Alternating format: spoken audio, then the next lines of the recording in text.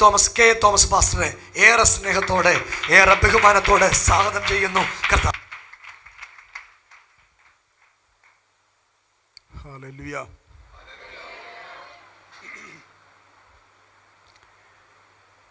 ഞാൻ ആദ്യം ഈ ആരാധന ഇന്ന് ദൈവസന്നിധിയിൽ ആരാധിക്കാൻ കടന്നു വന്ന ദൈവജനത്തെ തടഞ്ഞ ആ ഒരു സംഭവം അത് കേട്ടപ്പോൾ എനിക്ക് മനസ്സിൻ്റെ അകത്ത് ഒത്തിരി പ്രയാസം തോന്നി, ഒത്തിരി ഭാരം എനിക്കുണ്ടായി. അതുകൊണ്ടാണ് കർത്താവിൻ്റെ ദാസന് കഴിഞ്ഞ ദിവസം എന്നോടിത് പറഞ്ഞു. നിങ്ങൾ ചിന്തിക്കണം, ഇത്രയും വലിയ ക്രമീകരണങ്ങളൊന്നും അല്ലെങ്കിലും ഞാനും ഒരു ചർച്ചിൻ്റെ പാസ്റ്ററാണ്. 33 വർഷമായിട്ട് ശുശ്രൂഷയിൽ നിൽക്കുന്ന ഒരാളാണ്. എൻ്റെ സഭയിൽ മറ്റൊരു ദൈവദാസനെ ഇന്ന് ശുശ്രൂഷയ്ക്കാക്കിയിട്ടാണ് ഞാൻ എൻ്റെ സഹോദരൻ്റെ അടുത്തേക്ക് ഓടി വന്നത്. ദേവാസനെ പാലിയോടെന്ന് പറയുന്ന സ്ഥലത്ത് 72 വയസ്സുള്ള ഒരു ദൈവദാസനെ ഒരു സുവിശേഷ വിരോധി ആ സഭയിലിരുന്ന് സ്റ്റീലിൻ്റെ ജഗ്ഗെടുത്ത് തലയ്ക്കിട്ടൊരൊറ്റ അടി, 12 കുത്തിക്കെട്ട് പിടിച്ചു മാറ്റാൻ വന്നൊരു സഹോദരിയുടെ സാരി ഇവൻ ആ പുൽപ്പറ്റെ വെച്ച് വലിച്ചു പറിച്ചു. നിങ്ങൾ ചിന്തിച്ച് നോക്കണം എത്ര ഗുരുതരമായി തെറ്റാണ്. എന്നിട്ട് അവൻ ആക്രോശിച്ചു, അടുത്ത ഞായറാഴ്ച ഈ സഭയിൽ നിങ്ങൾ ആരാധന നടത്തിയാൽ ഞാനിത് പെട്രോൾ ഒഴിച്ച് കത്തിക്കുമെന്ന് പറഞ്ഞു. ഒരു ഇന്ത്യ പെന്തക്കോസ്ത് ദൈവസഭയുടെ IPCയുടെ ചർച്ചാണ്. ഞാൻ ഈ വിഷയം അറിഞ്ഞു. അപ്പോൾ അടുത്ത ഞായറാഴ്ച ആ ദൈവദാസ ഹോസ്പിറ്റലിലാണ്, ആ സഭയിൽ പാസ്റ്ററില്ല. എൻ്റെ സഭയിൽ വേറൊരു ദൈവദാസനെ ആക്കിയിട്ട് ഞാൻ ആ സഭയിൽ പോയി ആരാധന നടത്തി. ഞാൻ പറഞ്ഞു, നമ്മുടെ മാതൃഭാഷയിൽ പറഞ്ഞു, നല്ല അപ്പന് ജനിച്ചവനാണെങ്കിൽ കത്തിക്കടാന്ന് പറഞ്ഞു. കാരണം കേരളത്തിൽ നിന്ന് ഈ പെന്തക്കോസിൻ്റെ സഭ കത്തിക്കാൻ തുടങ്ങി എത്ര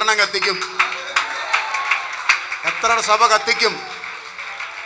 എടാ, പണ്ട് ഞങ്ങളെ ബാർബർ ഷോപ്പിൽ നിന്ന് ഇറക്കി വിട്ടിട്ടുണ്ട് ഞങ്ങളുടെ പിതാക്കന്മാരെ, പെന്തക്കോസുകാരനാന്ന് പറഞ്ഞ്.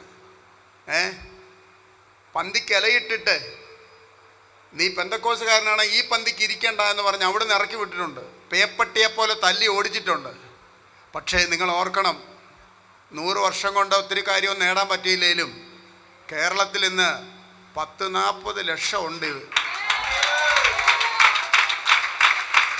ഇത് അടിക്കും തോറും വളരും. അടിക്കാതിരുന്നാ നിന്റെ ഭാഗ്യം. നിങ്ങളുടെ ആരാധന ഇന്ന് തടഞ്ഞോ? നിങ്ങൾ രക്ഷപ്പെട്ടു. ഞാൻ ഈ ഓമല്ലൂർ പഞ്ചായത്തിലെ BJPക്ക് ഒരു ബിഗ് സല്യൂട്ട് കൊടുക്കുക. എന്തിനാണെന്നറിയോ? വിനുപാസ്റ്റേ,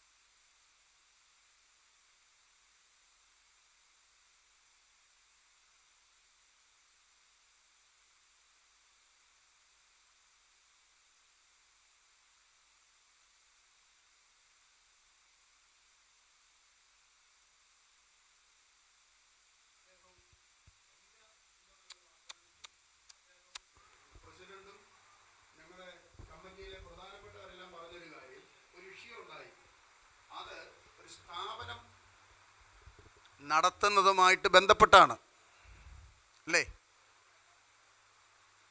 ചിലപ്പോൾ ബിനു പാസ്റ്ററെ പോലെ അല്ലായിരിക്കും എല്ലാവരും. ഇവരെ ചേർത്ത് നിർത്തി അവരുടെ കണ്ണുനീരൊക്കെ തുടച്ച് ദൈവദാസൻ കടന്നു പോകുന്നു. പക്ഷേ നല്ല വശങ്ങളുമുണ്ട്, തീയ വശങ്ങളുമുണ്ട്. ഞാനിപ്പോൾ അവിടെ നടന്ന വിഷയങ്ങളെക്കുറിച്ച് വിശദീകരിക്കുന്നില്ല. അത് ആരുടെ ഭാഗത്താണ് തെറ്റ്?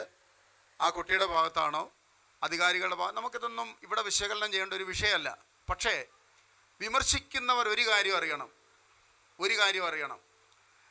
ഈ ഒരു വൃദ്ധസദനം നടത്തണമെങ്കിൽ ഒരു അനാഥാലയം നടത്തണമെങ്കിൽ, ഒരു ആതുര സേവന പ്രവർത്തനം ചെയ്യണമെങ്കിൽ അവരുടെ തീട്ടം കോരണം, അവരുടെ മൂത്രം, ആ സ്മെല്ല്, ആ കുട്ടികൾക്ക് ഭക്ഷണത്തിനുള്ള വക കണ്ടെത്തണം. അവർ പല സ്വഭാവക്കാരാണ്, അവർ പല രീതിയിലുള്ളവരാണ്. അവിടെ പ്രശ്നങ്ങളില്ലാതെ, വഴക്കില്ലാതെ, അലോഹ്യമില്ലാതെ ആ സ്ഥാപനത്തെ മുൻപോട്ട് കൊണ്ടുപോകണം. ഒത്തിരി ബുദ്ധിമുട്ടുണ്ട്. പക്ഷേ ഒരിക്കലും അവിടെ ഒരു പ്രയാസവും നടക്കാത്ത രീതിയിൽ ഇവിടുത്തെ നിയമങ്ങളെ പാലിച്ചുകൊണ്ട് ഓരോ സ്ഥാപനങ്ങളും നടത്തുന്നതിന് നമ്മുടെ ഗവൺമെൻറ് അതിൻ്റെതായ നിയമങ്ങൾ വെച്ചിട്ടുണ്ട്. ആ നിയമങ്ങളനുസരിച്ച് തന്നെ അത് മുൻപോട്ട് പോകണം. എവിടെയെങ്കിലും നിയമലംഘനമുണ്ടായാൽ അത് നോക്കാൻ ഇവിടെ പോലീസുണ്ട്, ഇവിടെ ചൈൽഡ് വെൽഫെയർ സമിതിയുണ്ട്, ഇവിടെ ഗവൺമെൻറ്റുണ്ട്, കോടതിയുണ്ട്. പക്ഷേ ഇതെല്ലാം കൂടെ ഏറ്റെടുത്ത് BJP-ക്കാരങ്ങ് വിട്ടുമുട്ടരുത്. നിങ്ങൾക്ക് താങ്ങാൻ വയ്യാത്ത ഭാരം നിങ്ങൾ ഏറ്റെടുക്കണ്ട, അതങ്ങ് വിട്ടേര്. കോടതി ഏറ്റെടുക്കേണ്ട കാര്യം, പോലീസ് ഏറ്റെടുക്കേണ്ട കാര്യം, ചൈൽഡ് വെൽഫെയറുകാർ ഏറ്റെടുക്കുക, ഇതെല്ലാം കൂടെ അങ്ങനെ ഏറ്റെടുത്ത്, ഈ ആതിരമാടം അങ്ങനെ ഇതെല്ലാം കൂടെ ഏറ്റെടുത്ത് അവർക്ക് സഹിക്കാൻ പറ്റും. അതുകൊണ്ട് പോലീസ് ചെയ്യേണ്ടത് പോലീസ് ചെയ്യട്ടെ, കോടതി ചെയ്യേണ്ടത് കോടതി ചെയ്യട്ടെ. ആരാധന നടത്തിക്കത്തില്ലെന്ന് വെല്ലുവിളിച്ചു. ഓക്കെ, നിങ്ങൾക്ക് കഴിവുണ്ടെങ്കിൽ നിങ്ങൾ തടയും, ഞങ്ങൾക്ക് കഴിവുണ്ടെങ്കിൽ ഞങ്ങൾ നടത്തും. അതങ്ങനെയാ പണ്ട് മുതൽ. അടിക്കാൻ വരുന്നവരും വെട്ടാൻ വരുന്നവരൊക്കെ ഒരു കാര്യം ഓർത്തോണം. ഞങ്ങളുടെ കൂടെ നല്ല ചെറുപ്പക്കാരുണ്ട്, ഈ പണിയൊക്കെ നല്ലപോലെ വൃത്തിക്ക് ചെയ്ത് പൈസ മേടിച്ചുകൊണ്ടിരുന്നവരാണ്. ഞങ്ങളിപ്പോൾ പരിപാടിയൊക്കെ നിർത്തി വച്ചിരിക്കുക. വാളെടുക്കാനും വീശാനും വെട്ടാനും അംഗത്തടലേയും പുറംതടലേയും വാരിത്തടലേയും കോരിത്തടലേയും കുൻഫും കത്താസും കരാട്ടയും മൈഗിരിയൊക്കെ അറിയാവുന്ന പിള്ളേർ ഞങ്ങളുടെ കൂടെ ഉണ്ട്. ഞാൻ നമ്മുടെ സർക്കിൾ ഇൻസ്പെക്ടറോട് പറഞ്ഞു, അരുൺ സാറിനോട് പറഞ്ഞു, അദ്ദേഹമാണ് പത്തനംതിട്ടയിലെ SHO. ഞാൻ രാവിലെ CM-ൻ്റെ ഓഫീസിൽ നിന്ന് കോണ്ടാക്ട് ചെയ്തപ്പോൾ അദ്ദേഹത്തെയാണ് കിട്ടിയത്. അദ്ദേഹത്തോട് ഞാൻ പറഞ്ഞു, സാറേ രാവിലെ ഞങ്ങളെ തല്ലിയവരെ ഉച്ച കഴിഞ്ഞ് അടിക്കാൻ ഞങ്ങൾക്ക് അറിയാം, പക്ഷെ ഞങ്ങളത് ചെയ്യത്തില്ല. ഈ പുസ്തകം ഞങ്ങളതിനെ പഠിപ്പിക്കുന്നില്ല. അല്ലാതെ BJP-ക്കാർക്കും RSS-കാർക്കും മാത്രമല്ല അടിക്കാനും വെട്ടാനും അറിയാവുന്നത്. ഇതറിയാവുന്ന ഒത്തിരി ക്രിസ്ത്യാനികൾ കേരളത്തിലുണ്ട്. നിങ്ങൾ തിരിച്ചറിയണം.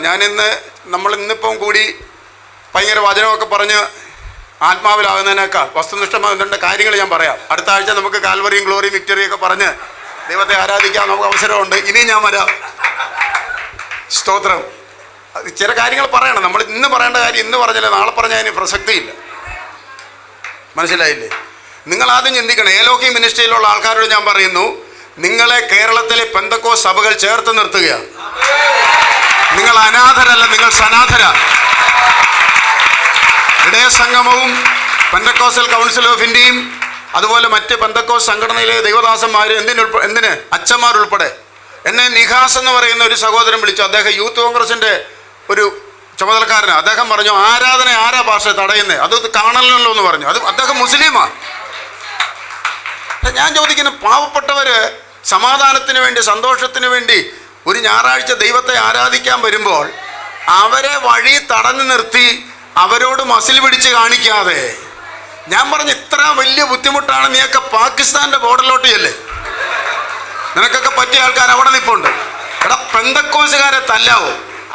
സ്ത്രീകളെ തല്ലുന്നതും പെന്തക്കോസുകാരെ തല്ലുന്ന ഒരുപോലെ, രണ്ടു കൂട്ടരും തിരിച്ചു ചെല്ലത്തില്ല. ഞാൻ ചോദിക്കട്ടെ, ഈ ഇരിക്കുന്ന ആൾക്കാരുടെ ദശാംശം ആൾക്കാർ ഇവിടെ വന്നോ പ്രകടനമായിട്ട്? നമ്മളൊരു പ്രകടനം നടത്തി എങ്ങനെ ഇരിക്കും? നമ്മൾ കൂട്ടിയാൽ കൂടും. എടാ, ഒത്തിരി വിഷയങ്ങൾ വന്നപ്പോൾ നിങ്ങൾ എടുത്തു നോക്ക്. ഞാൻ തിരുവനന്തപുരത്ത് സെക്രട്ടേറിയറ്റിൽ, അതായത് നമുക്ക് വേണ്ടി സംസാരിക്കാൻ ആരുമില്ല, നമുക്ക് വേണ്ടി പെന്തക്കോസിന് വേണ്ടി പറയാൻ ആരുമില്ല, അതിനെക്കുറിച്ചൊന്നും ഞാൻ വിശദീകരിക്കുന്നില്ല. പക്ഷേ ഒരു കാര്യം ഞാൻ പറയാം, നിങ്ങൾക്കൊരു വിഷയം ഉണ്ടായപ്പോൾ ഞങ്ങളെപ്പോലുള്ള ആൾക്കാർ ഇവിടെ വന്നെങ്കിൽ നിങ്ങൾ ഓർത്തോണം, അമ്മേൻ, ഇതിൻ്റെയൊക്കെ പുറകിൽ ഇപ്പോൾ ആളുണ്ട്. മുഖ്യമന്ത്രിയുടെ ഓഫീസിൽ നിന്ന് എനിക്കൊരു ഉറപ്പ് തന്നിട്ടുണ്ട്, ഞങ്ങളൊക്കെ ഇവിടെ ഇരിക്കുന്നിടത്തോളം കാലം നിങ്ങളുടെ ആരാധനയ്ക്ക് ഒരു കോട്ടം വരുത്തില്ല.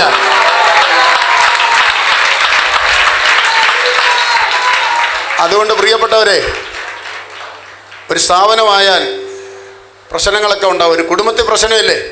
ഒരു വീട്ടിൻ്റെ അകത്ത് പ്രശ്നമില്ലേ? ഭാര്യയും ഭർത്താവും തമ്മിൽ പ്രശ്നമില്ലേ? മക്കളും തമ്മിൽ പ്രശ്നമില്ലേ? എന്നും പറഞ്ഞാൽ വീടും കത്തിക്കുകയാണോ? എടാ, ഇപ്പം എൻ്റെ മുഖത്തിച്ചിരി ഭക്ഷണം കഴിച്ച് എൻ്റെ വേസ്റ്റ് ഇരിക്കുന്നെന്നും പറഞ്ഞ് എൻ്റെ തലവെട്ടിക്കളയാണ് ചെയ്യുന്നത്. എനിക്കത് മനസ്സിലാകുന്നില്ല. ഞാൻ വേറെ 1-2 ചോദ്യങ്ങൾ ചോദിക്കുക. ഇത് മീഡിയ കവറേജാണ്. ഞാൻ ചോദിക്കുക, ഇവിടെ വെള്ളാപ്പള്ളി നടേശൻ്റെ പേരിൽ 15 കോടിയുടെ ഒരു അഴിമതി ആരോപിക്കപ്പെട്ടു.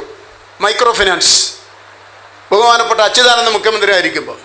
എടാ, ഇതും പറഞ്ഞുകൊണ്ട് ശിവഗിരി തീർത്ഥാടനത്തിന് പോകുന്നവരെ തടഞ്ഞാലോ?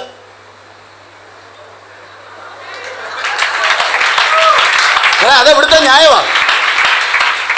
എടാ, ശബരിമലയിൽ സ്വർണ്ണക്കൊള്ള, തന്ത്രി പോലീസ് കസ്റ്റഡിയിലായി.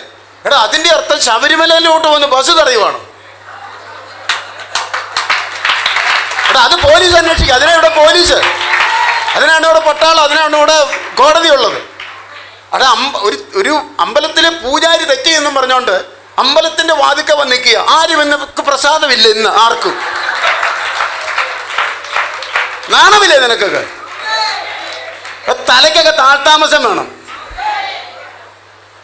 ഇതൊക്കെ പൊതുസമൂഹം, നമ്മുടെ കാര്യങ്ങൾ വരും, പ്രശ്നങ്ങൾ വരും. അത് പരിഹരിക്കാനാണല്ലോ ഇവിടെ നിയമമുള്ളത്.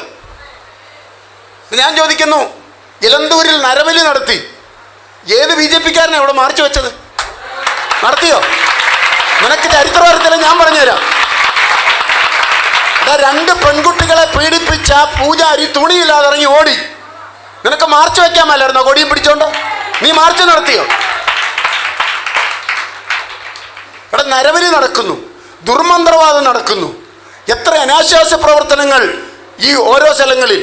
അമൃതാനന്ദമയി എന്ന് പറയുന്ന ആ ആൾദൈവത്തിൻ്റെ മഠത്തിൽ ഒരു പെണ്ണ് കൈർലിച്ചാനിൽ ജോൺ ബ്രിട്ടാസിന് കൊടുത്ത ഒരു അഭിമുഖത്തിൻ്റെ അകത്ത്, അതിൻ്റെ അകത്ത് നടന്ന അഴിമതികൾ 1, 2, 3, 4 എന്ന് പറഞ്ഞു.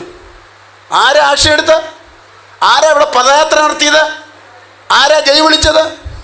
ചരിത്രം അറിയത്തില്ല, ചരിത്രം പറഞ്ഞു തരാം.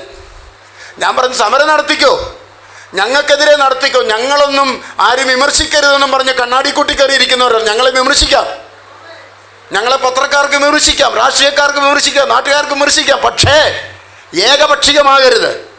ഒരു പന്തിയിൽ 2 കുളം പാടില്ല. എടാ, അഴിമതിക്കെതിരായിട്ട് സമരം നടത്തുന്നു, എല്ലാ അഴിമതിക്കെതിരെ നടത്തണം.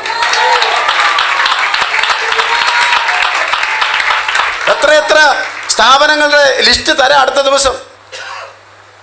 പെന്തക്കോസുകാരന് ഒരു നിയമം, മറ്റവന് വേറെ നിയമം. നടക്കത്തില്ല.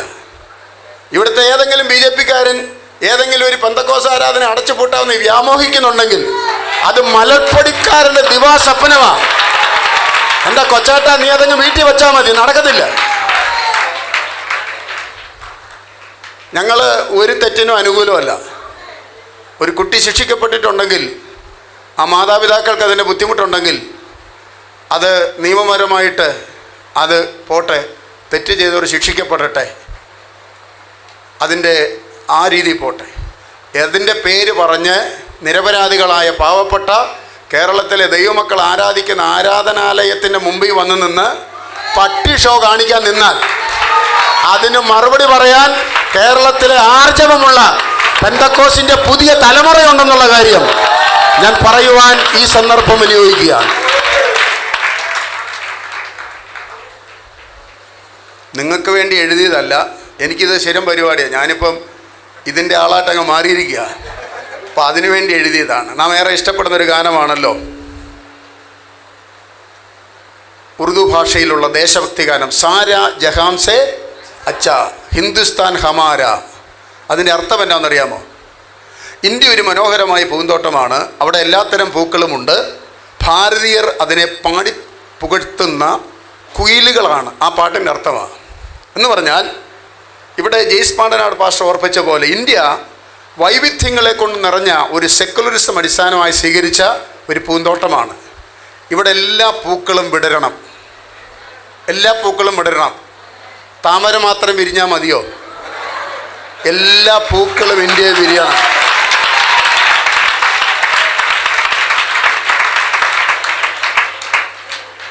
ആമേൻ. അങ്ങനെ പറഞ്ഞാൽ ഞങ്ങളത് അംഗീകരിക്കത്തില്ല. ഇത് വിളിച്ചു പറയാനുള്ള സ്വാതന്ത്ര്യം ആരുടെ ഔദാര്യമല്ല.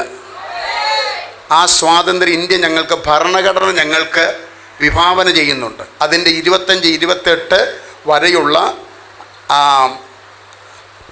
ആച്ഛേദങ്ങൾ മതപ്രചരണ സ്വാതന്ത്ര്യത്തെ പ്രതിപാദിക്കുന്ന വിഷയങ്ങളാണ്, മതപരിവർത്തനമല്ല. അതായത് ഞങ്ങൾ പറയുന്നത് ഒരു ദൈവം, ഒരു മാതാപിതാക്കൾ, സൂര്യൻ്റെ കീഴിൽ സൃഷ്ടിതാവ് ഒരേ ഒരുവൻ, ആ സൃഷ്ടിതാവ് ജഡാവതാരം ചെയ്ത് വന്നതായ അത്ഭുത സംഭവം കർത്താവായ യേശുക്രിസ്തുവിൻ്റെ തിരപ്പിറവി, അവിടുന്ന് മരിച്ച് അടക്കപ്പെട്ട് 3-ാം ദിവസം കർത്താവ് ഉയർത്തെഴുന്നേറ്റു. ആ കർത്താവിനെ കാത്തിരിക്കുന്ന തൻ്റെ മണവാട്ടി സഭയെ ചേർക്കാൻ വരും. ദൈവരാജ്യം ഇവിടെ സ്ഥാപിക്കപ്പെടും. ഇതാണ് ഞങ്ങളുടെ പ്രസംഗത്തിൻ്റെ സാരാംശം. ഇത് കേട്ട് ആകൃഷ്ടരായി വരുന്നവരെ ഒരുമിച്ച് നിർത്തി ക്രിസ്തുവിൻ്റെ മണവാട്ടിയാക്കാൻ ഞങ്ങൾ പ്രതിജ്ഞാബദ്ധരാണ്. ആ സ്വാതന്ത്ര്യം ഇന്ത്യ മഹാരാജ്യത്തിൽ ആരെങ്കിലും തടഞ്ഞാൽ അവരുടെ മുമ്പിൽ മുട്ടുമടക്കാൻ ഞങ്ങളെ കിട്ടത്തില്ല. ഞാൻ പറഞ്ഞ ഭാഗം മനസ്സിലായവർ കർത്താവിനെ സ്തുതിച്ചാട്ടെ. സമയമൊട്ടുമില്ല. ആമേൻ. ദൈവം അനുവദിച്ച ഇനിയും വരാം. എൻ്റെ കയ്യിൽ ഇതുപോലെ കുറച്ച് സാധനമുണ്ട്, ഞാൻ നിങ്ങളോട് പറയാം.